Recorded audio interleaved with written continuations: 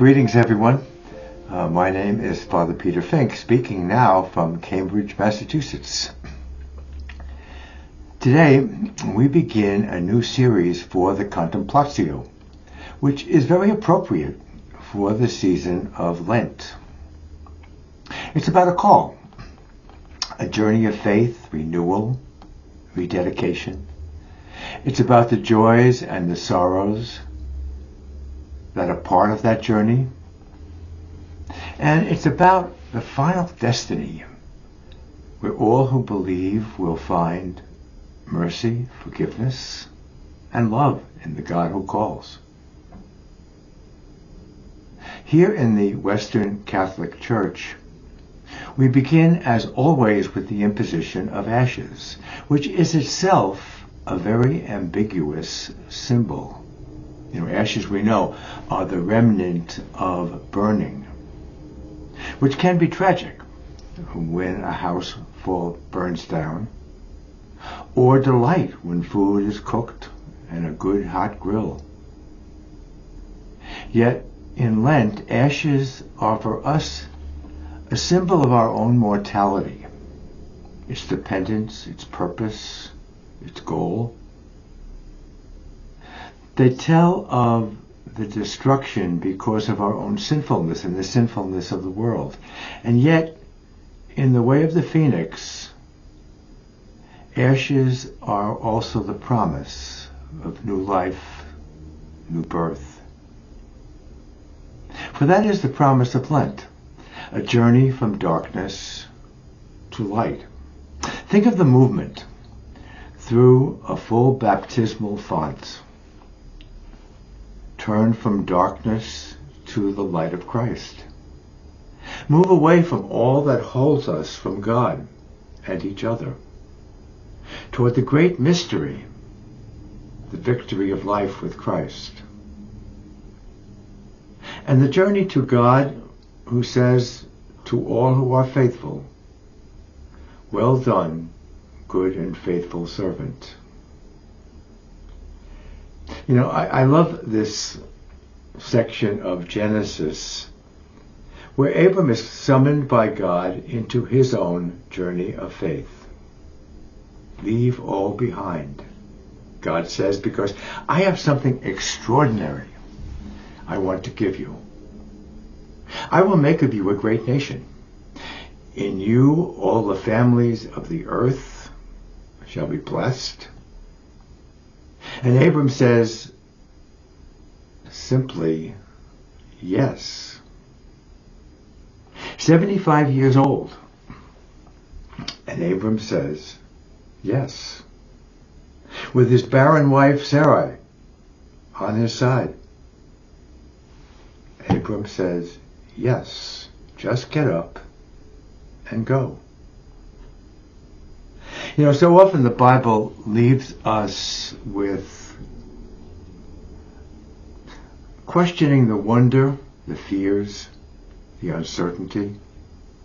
Abram simply says yes. Beyond any fears, hesitations, doubts, Abraham simply says yes. There's no clue as to where they are going, what it will cost them on the way, and all you get, as in so many other times as well, is a simple promise. I will. I will show you. I will make of you. I will give you. I will be with you. Just go. I remember that wonderful line of Tevye in Fiddler on the Roof. I know we are the chosen people, but just for once, couldn't you have chosen somebody else? Didn't that start with Abraham? And yet, as Eugene Peterson put it, he responded as God's friend. He believed that God was on his side, and he lived like it. To live as God's friend, to believe that God was on your side. Now, isn't that the path that Jesus himself followed? When he preached God's love and acceptance, didn't he do that with the authority of God, as though he knew the love about which he is speaking?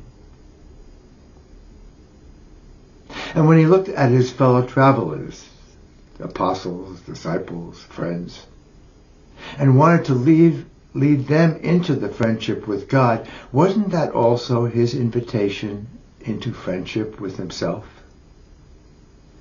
When he cured the sick, cleansed the leper, healed the woman with a hemorrhage, gave sight to the blind and speech to the mute, wasn't the main thing he was doing is letting God's healing care reach out to those who needed it most?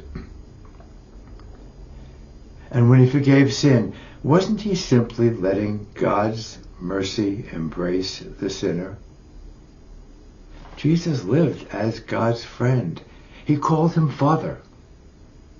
He let that power from within and beyond touch, heal, forgive. Well, that's the call for you and for me as we begin this season of Lent. In this journey, God is once again inviting us, you and me, to himself. We don't know where we are going. We don't know what lies ahead. And on the way, we will do lots of things, like fasting a bit, giving alms to those in need, seeking forgiveness for our own sins, praying for peace among those still in selfish and destructive wars. But these are not just things we do. These are things God does in and through what we do. These are the acts of God as friend who wishes first to deepen in each of us the gift of friendship into which he invites us, and then to speak that friendship to all we encounter. These are acts of Jesus, the risen one, as the saying goes, who has no other hands but our own, as we continue his work in this world today. And yet, on this journey, neither you or I know where it's going to take us. We may not travel to a foreign land in order to be great among the nations, but we might. Who knows? But what we do need, most of all on the journey, is a deep trust in the God who is our friend, the God who wants only to be our friend. To live as a friend of God is to share with him all the things that happen in life. When something wonderful happens, like a new birth, a graduation, a marriage, an ordination, know that God rejoices with you as a friend, rejoices because it is good. And when something is sad or tragic happens, like sickness or separation, or failure, or death, know that God is with you still, grieving with you, giving you courage and strength, or simply holding out his hands and being with you. This is what the journey ahead will be, to live as a friend of God. That is what Mary did at the time of the Annunciation. Be it done unto me according to your word. Well, she shows us how it could be done. And this is what Jesus did in the garden. Not my will, but yours be done. He shows us even more, for he is what God is when God becomes human. And this is what God invites us to say today. I will be your friend. Please be mine. God's world is the world of friendship. God will always be on our side. Believe in Him. Be with Him. Trust Him. Remain with Him. Let God be your guide, my guide, on our journey ahead. So, blessed Lent, my friends, blessed Lent.